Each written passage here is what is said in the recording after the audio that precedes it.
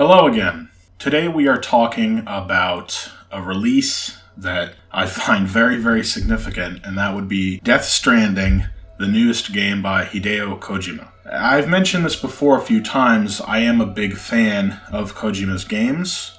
Metal Gear series is one of my all-time favorites, and I think that it is safe to say that he's probably in my top 5, maybe even top 3 game designers of all time. But before you turn the video off, I want to kind of go through my feelings about the lead up to this game, because I wasn't necessarily ecstatic for it the entire way through. So the story of Death Stranding starts before Metal Gear Solid 5 even comes out. It starts when Hideo Kojima is mysteriously fired from Konami, and he was working on a Silent Hill project, which was obviously canceled as well. Because of the mystery surrounding a lot of these events, it's still something that a lot of people feel bitter about, and it's really kind of a sad moment for the company. But he landed back on his feet. I think by the very end of 2015, he already had established his new company, and Sony was right there backing him financially. So I knew that we were going to hear something from him sooner or later. And that ended up being Death Stranding, a game that had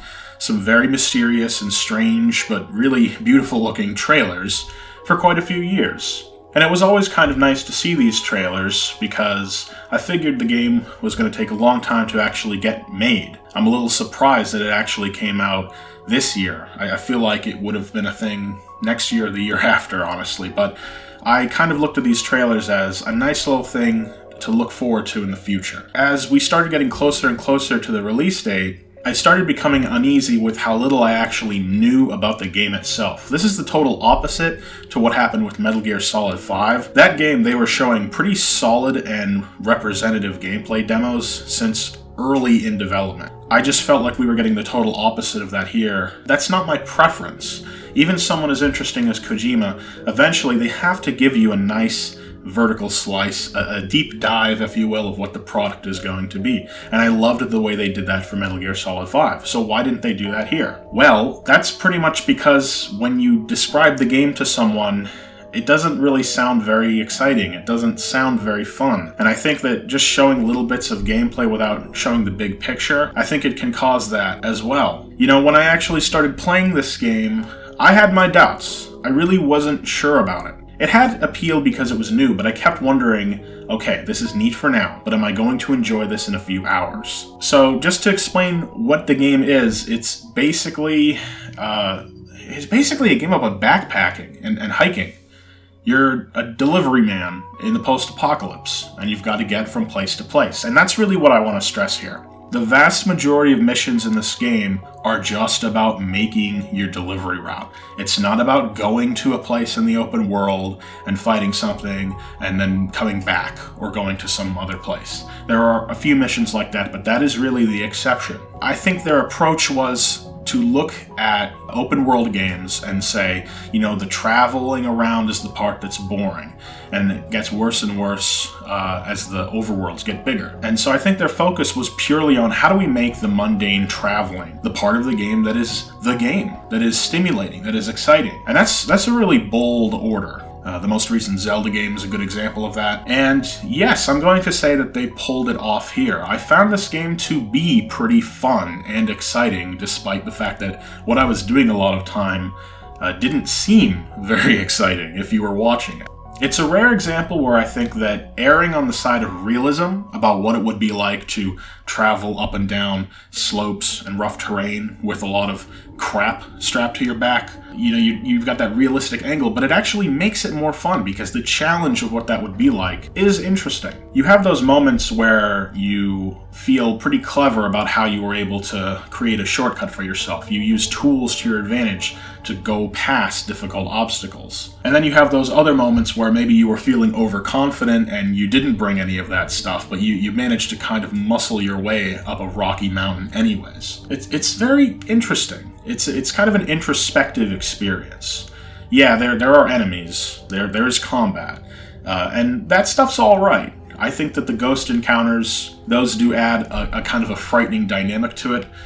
especially if you haven't prepared for that either. And the human encounters are neat too, because they don't really serve the same purpose, and I think they're just kind of fun. They're not the most robust things in the world, but they kind of add some frantic comedy to the situation. At least that's kind of my perspective on a lot of it. That's the thing I really want to reiterate, is that a lot of positive reviews for the game talk about how the game isn't meant to be fun.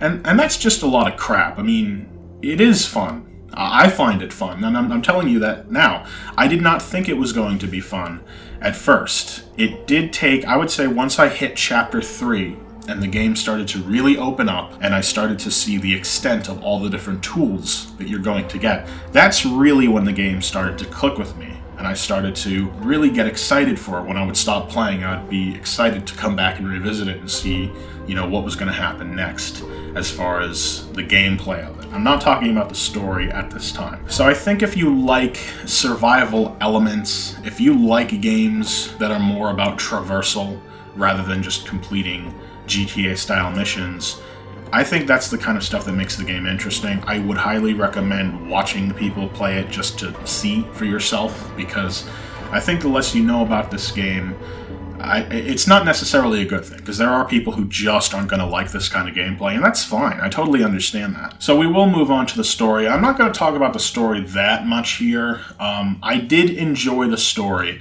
and I do want to just go out of my way to say that despite the weirdness that you see in a lot of the trailers, it makes sense to me. I think you have to accept the rules of the universe that they've made, kind of the laws of nature that it has.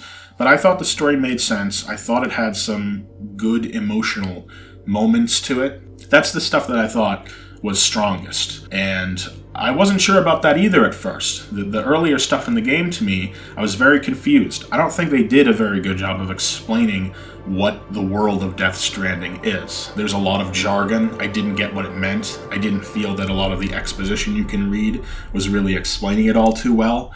And that was frustrating, especially when you have these characters with these terrible names.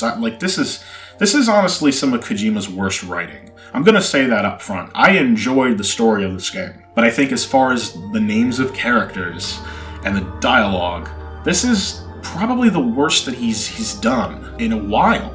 So there's a couple moments that are a little cringy, and it's kind of a shame because they went out of their way to get some pretty established actors to say these lines that I don't think are very good. But the characters themselves, I think, are all a nice little crew of sorts. Even if some of them have awful names, by the end of the day, I enjoyed their characters. I enjoyed what we got to learn about them. That said, I think it took until, say, Chapter 4 of the game for that to really resonate with me. I was not sure about it until Chapter 4 started. That's when the story to me really started rolling, and I really wanted to see what would happen next. So that took a little bit of time as well. I would describe this game overall as a bit of a slow burn, but it's not necessarily as long as some people are making it out to be. If you really do want to just do all of the mandatory missions and try to get through the story as quickly as possible, you can do that. But you are going to be missing out on some decent upgrades and new abilities that you can earn by doing regular jobs. That is sort of a criticism that I do have, actually, is there's no way to know what rewards you can get from helping certain people out ahead of time. And it doesn't exactly make complete sense once you unlock those rewards. I think that if they had a better R&D system, kind of like what they had in Metal Gear Solid 5, this would alleviate those issues. But I understand what they were going for. I just think that there's some room for improvement. That's really kind of the big area here, is that I think the game itself is compelling, especially because of how much money they spent on this thing. You've got these beautiful environments and character models, and it's insane how good the facial animation looks here. And I'm wondering, once you complete the story, are you going to be interested in the post-game? Do you really want to keep doing these deliveries? I mean, you can set challenges for yourself by trying to get the best score and stuff, but I don't think it's as compelling here as it was in Metal Gear Solid 5. So you might find yourself having trouble staying invested once you've actually beaten the game. You might not be completely hooked on the gameplay without that narrative context to kind of back it up. But I'm trying to do a lot of it now, and I'm not bored with any of it at this time. So I think that Kojima delivered on a really risky product, and I think that risk is why we didn't really know what this game was for a while. I really have to commend Sony for signing off on this, because this is easily one of the most interesting AAA games that I've played this decade. we're looking at something that's either going to have a pretty sizable cult following for a while, or we might be looking at a game that's going to be an important benchmark for AAA gaming, not just in the visuals and how insane the fidelity on them is, but also I have to wonder, is this kind of gameplay going to become influential? Are more companies going to start making games that do this? There's always a possibility for that. But that might not be what some people want, because like I said, I can see people finding the gameplay boring. I can see people saying that the writing is stupid. And I totally accept that. I think that your mileage is going to vary on those points.